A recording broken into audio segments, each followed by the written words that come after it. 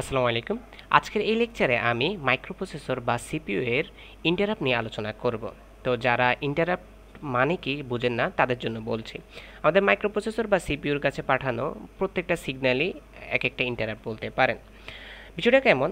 ধরুন আপনারা এই ভিডিওটা ইউটিউবে শর্ট স্ক্রিনে দেখতেছেন। এখন আপনার হঠাৎ মনে হলো যে আপনি ভিডিওটা ফুল স্ক্রিনে দেখবেন। এখন সাথে সাথে আপনি কী করলেন, ফুল স্ক্রিনে দেখার জন্য আপনি আপনার কিবোর্ডের এফ ক্লিক করলেন। এখন এফ ক্লিক করার সাথে সাথে এই সিগন্যালটা আপনার সিপিইউতে যাবে, সিপিইউ সিগন্যালটা পাবে। এই সিগন্যালটা পাওয়াটাই হলো সিপিইউর জন্য ইন্টারাপ্ট। তো এই ইন্টারাপ্টটা পাওয়ার সাথে সাথেই তো একটা কাজ অকার হবে, সেটা হলো কি আপনার স্ক্রিনটা ফুল স্ক্রিন হয়ে যাবে। তো একটা কাজ অকার হওয়ার জন্য অবশ্যই সিপিইউতে ইন্টারাপ্ট হওয়াটা প্রয়োজন, সিগন্যালটা যাওয়াটা প্রয়োজন।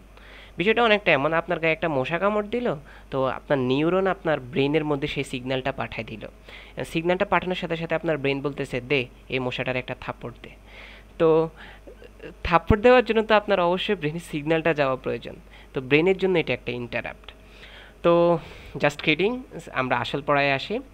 তো এখানে যেটা দেখাচ্ছে, এখানে বলতেছে a circuit that applies any interrupt vector type number in response to here the circuit is applying type number 80H। So বিষয়টা এখানে যেটা বলতেছে সেটা হলো এই সার্কিটটাতে অ্যাপ্লাই করা হয়েছে যে কোনো একটা ইন্টারাপ্ট ধরে নিতে বলছে, এটা অ্যাজিউম করে নিতে বলছে যে কোনো ইন্টারাপ্ট, কারণ ইন্টারাপ্ট তো অনেক ধরনের হয়।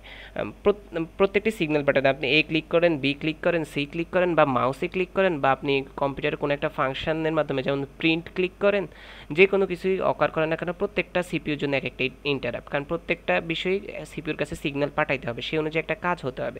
সো প্রত্যেকটা জিনিসই একটা ইন্টারাপ্ট। সো এখানের মধ্যে এনি ইন্টারাপ্ট, যে কোনো একটা ইন্টারাপ্ট ধরে নিতে বলছে। ভেক্টর টাইপ নাম্বার, এখন এই ইন্টারাপ্টের জন্য আমাদের একটা ভেক্টর টাইপ নাম্বার রেসপন্স করতে হবে, পাঠাইতে হবে। বিষয়টা কেমন, আপনার একটি সিগন্যাল পাঠাবেন, এই সিগন্যালটা তো একটি বাইনারি নাম্বার হিসেবে যাইতে হবে বা হেক্সাডেসিমেল নাম্বার হিসেবে যাইতে হবে। সো এই সিগন্যালটা যাতে একটি ভেক্টর টাইপ নাম্বার বা বাইনারি নাম্বার হিসেবে যায়, সেই বিষয়টাই এখানে বলা হয়েছে। সো এই নাম্বারটা কি বলে দিছে, here the circuit is applying type number আমাদের 80H, এই নাম্বারটা আমাদের পাঠাবে। এতটুকুই কাজ।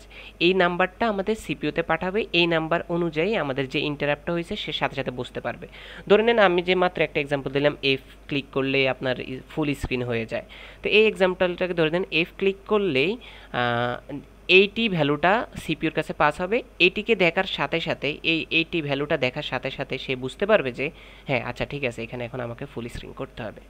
ওকে, সো এই বিষয়টা এখানে একটু ডিটেলসে যদি আপনারা দেখেন, সেটা হলো এই সার্কিটের বিষয়ে লেখা, দিস সার্কিট ইজ ডিজাইনড, এই সার্কিটটা ডিজাইন করা হয়েছে to apply a specific interrupt, যে কোনো একটা স্পেসিফিক ইন্টারাপ্টেরই জন্য vector type number. Vector type number এখানে আপনারা ভেক্টর টাইপ নাম্বার এখানে অ্যাজিউম করে নিতে পারেন বাইনারি নাম্বার। লেট সাপোজ এখানে এইটির জন্য আমাদের যে বাইনারি নাম্বার সেটা হবে 1, এখানে 7টা শূন্য হবে, টোটাল 7টা শূন্য, 1 2 3 4 5 6 7, টোটাল 8 বিটের একটা নাম্বার পাস হবে। So interrupt vector type number which is 80H, যেটা হলো 80H ইন দিস কেস, এই কেসের জন্য। বাট কোশ্চেনে যদি অন্যটা থাকে 80 না দিয়ে 90ও তো দিতে পারে বা অন্য কোনো নাম্বার দিতে পারে। সো এই কেসের জন্য 80Hকেই পাঠানো হবে এই ইন্টারাপ্টটার জন্য। So in response to an interrupt signal, interrupt সিগন্যালের রেসপন্সের জন্য এই নাম্বারটা পাঠাবে। It uses our DIP switch, এই সার্কিটের ক্ষেত্রে এটা ডিআইপি সুইচ ইউজ করে। ডিআইপি সুইচ আর কিছুই না, সেটা হলো সে এই বাইনারি নাম্বারটাকে ক্রিয়েট করবে, ওইটাই ডিআইপি সুইচ। আমি সামনে একটু ডিটেলসে বলবো। টু সেট করার জন্য ইন্টারাপ্ট টাইপ, এই ইন্টারাপ্ট টাইপটা যে এটা কোন টাইপের ইন্টারাপ্ট সে এই ভেক্টর নাম্বারটা সেট করা। অ্যান্ড আ বাফার, এখানে একটা বাফার দেখতে পাচ্ছেন, সেটা সম্পর্কে আমি বলবো।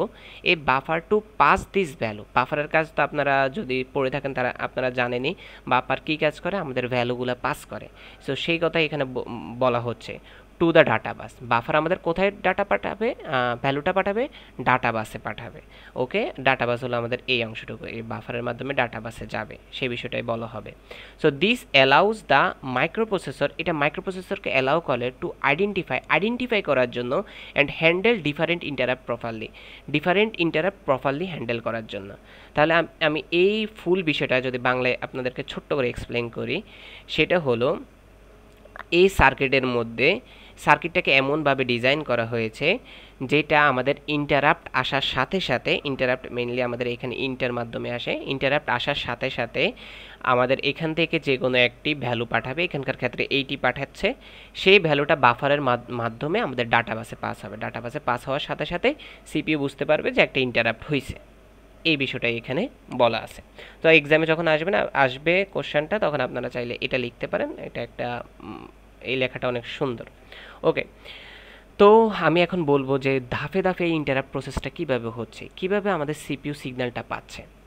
সো আমাদের প্রথমে যেটা ঘটে সেটা হলো আমাদের এখানে ইন্টার মাধ্যমে আমাদের যে সিগন্যালটা আসার, সেই সিগন্যালটা আসে, সিগন্যালটা এখান দিয়ে আসে, এসে আমাদের বাফারের কাছে যায়। তখন বাফারের ভ্যালুটা হাই হয়ে যায়। এখানে 1 দেখতে পাচ্ছেন, 1 থাকলেই মেনলি বাফারটা অন হবে, আদারওয়াইজ হবে না। সো এখানে বাফারের ভ্যালু হাই হতে হবে। সো বাফার এখানে দুইটা জি এর মধ্যে বাফারের ভ্যালু হাই হয়ে যায়। সো প্রথমে যে কাজটা, সিগন্যালটা আসার পরে এখানে যেটা ঘটে, ডিআইপি সেট ম্যানুয়ালি। এই যে ডিআইপি, এটাকে ডিআইপি মেনলি বলা হয়, ডিআইপি। সো এ কী করে, আমাদের ভ্যালুটা সেট করে। এই যে আমাদের ইন্টারাপ্টটা হলো, এই ইন্টারাপ্টের জন্য আমরা কোন ভ্যালুটা সেট করব সেটা সেট করে। সো ধরে নিলাম আমাদের এইখানকার ক্ষেত্রে 80 সেট করলো। সো 80 এর বাইনারি ডিজিট কত, 1000, এইভাবে করে এই ভ্যালুটা সেট করলো। তো এই ভ্যালুটাকে সে বাফারে পাস করবে। সো এখানে আপনারা আরও কিছু নাম্বার দেখতে পাচ্ছেন, যেমন 11 আর কিছুই না, এখানে আমাদের এখানে ফুল আপ রেজিস্টার আছে। ফুল আপ রেজিস্টার আমাদের এই লাইনগুলোকে হাই করে দেয়, সেই জন্য প্রত্যেকটা লাইনে 11 দিতে হবে। বাট এটা আমাদের মূল ফোকাসের বিষয় না। আমাদের মূল ফোকাসের বিষয় হচ্ছে আমাদের এখানে মাইনাস ভ্যালুটা পাঠানো। আমি আবারও ফুল আপ যদি বলি, এখানে pull up ensures high when switch is off. এই যে আমাদের এই ফুল আপটা আছে, সে কী করে, আমাদের এই লাইনগুলোতে হাই করে দেয়। এর কাজ এতটুকুই। বাট আমাদের এইখানকার মেইন ফোকাসিং পয়েন্ট হলো আমাদের এই ভ্যালুটা পাঠানো। সো এখানে একটু ফোকাস করেন। আচ্ছা, এর সাথে আমরা এখানে দেখতে পাচ্ছি যে ডিএপি সুইচের পাশে কিছু পোর্ট নাম্বার আছে। সো এই পোর্ট নাম্বারগুলোর দিকে ফোকাসের কিছুই না, এখানে সার্কিট অনুযায়ী এগুলো ডিজাইন করা হয়েছে। বাট আপনাদের জন্য যদি আপনারা এই নাম্বারগুলো মনে রাখতে চান, যেমন এক্সামে আপনাদের জন্য এই নাম্বারগুলো মনে রাখা কঠিন হয়ে যেতে পারে, তার জন্য আমি একটা শর্টকাট বলে দেবো যে এই নাম্বারগুলো কীভাবে আপনাদের মনে থাকবেন। বাট এর আগে আপনারা একটু ফোকাস করেন যে এই কাজগুলো কীভাবে হচ্ছে। সো আমাদের এই বাইনারিটা এখান দিয়ে গেল। ওকে, বাইনারি ডিজিটটা যাওয়ার পরে আমাদের 80 ডিজিটটা বাফারের মধ্যে আসবে। বাফারের মধ্যে আসার পরে সিপিইউ সেন্ট ইনটা, এই যে সিপিইউটা আমি একটু আগে বলেছিলাম যে ইনটা সেন্ড করে। সো এই দুইটা কাজ একসাথে হতে থাকে। এখান দিয়ে সুইচে এই নাম্বারটা পাঠায়, বাফারের কাছে এখন আমাদের 80 ভ্যালুটা আছে, এখান দিয়ে ইন্টার ভ্যালুটা আছে। সো ইন্টারাপ্ট কী ঘটছে সেটা আসে, আসার সাথে সাথে buffer pass DIP value to the ডাটাবাস।